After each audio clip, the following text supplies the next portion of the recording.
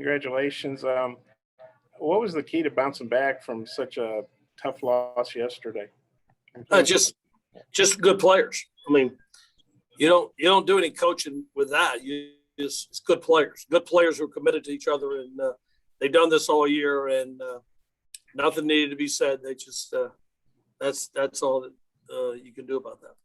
And what do you think about Highfield's performance? Freshman, huge crowd, do or die game, and he just seemed like he was so in control. And I think he retired 16 straight at one point before the home run. Yeah, I just told Sam, and he's pitched great for us in his whole career here, and pitched great for us all year. I just told Sam outside, you got to talk to him in a minute.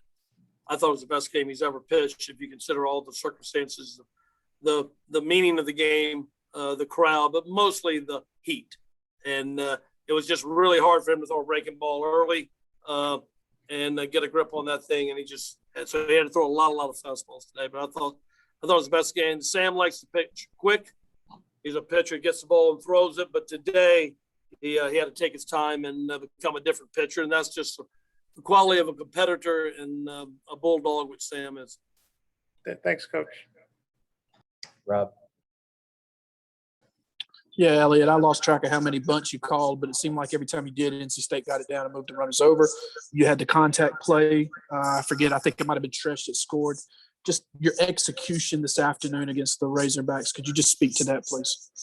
Yeah, I mean, we talked about, I think we made the statement early on, whether it was the ACC tournament or whether it was, I think it was actually at the regional.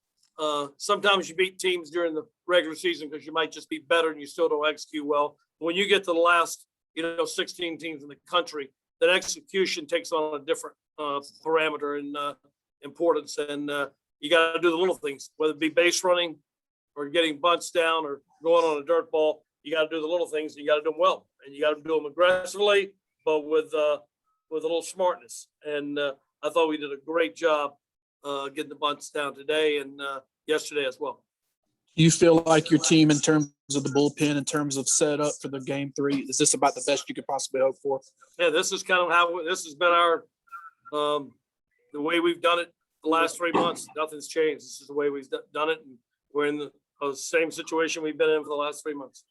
And then finally from me, sir, I don't know if you'll win tomorrow, but you came back from what was probably one of the more embarrassing losses in NC State history to beat a 50-win team in their place, and you had to hold on to do it. Is this one of the bigger wins of your career? They're all big, and this one obviously is really big to beat a great Arkansas team, pretty much number one in the country all year.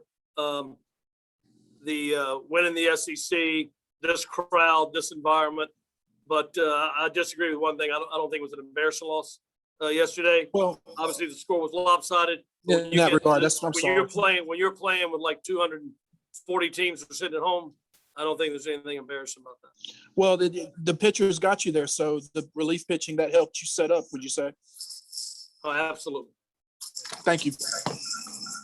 Andrew?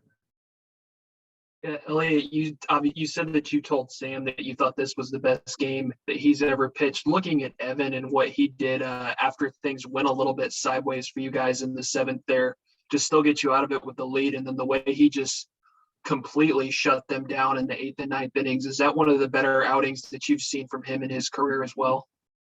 It's actually a very similar outing to how he's been the last, I'd say, 2 months of the season. That's what he's done.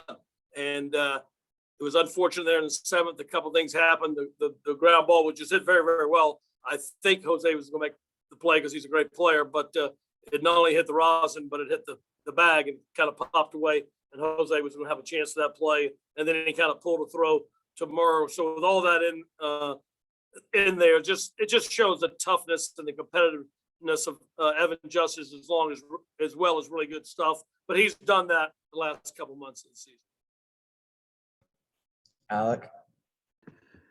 Yeah, I think you guys have now won 8 straight games the day after a loss. And today, obviously, you go down early. Just the resilience of this group and that ability to battle back in these games and battle back from losses, just how impressive has that been for you all season to see that from them? That's what I've told you all season. You basically just repeated everything I've said at every talk we've had after the games.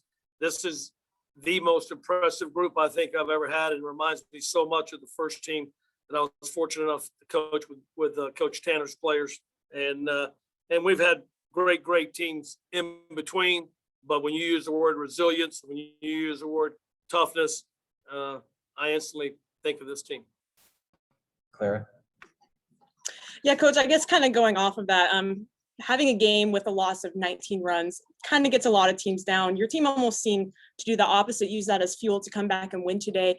What does that say about the character of this team and the grit of this team? And once again, character, grit, whatever adjectives you want to use, that this team, and they know who they are. This team, they understand who they are.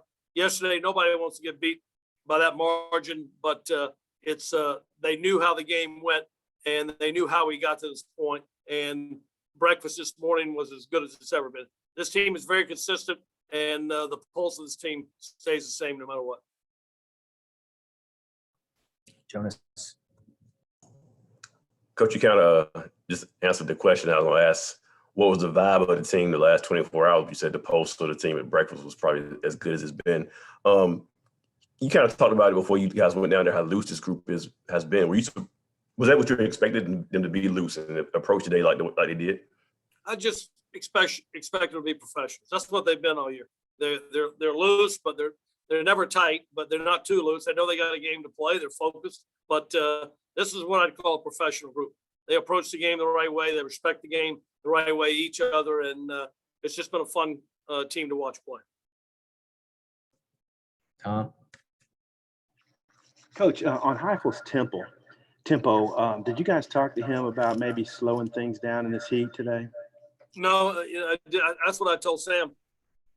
He had to battle a lot of things today, and he figured out how to battle that. That's what makes him so. He's not only a competitive player and a bulldog; he's smart, and that's what this team is. They have a lot of smarts about him, and he likes to pitch fast, but he couldn't grip the breaking ball early on, and he was throwing a lot of fastballs more than he normally throws.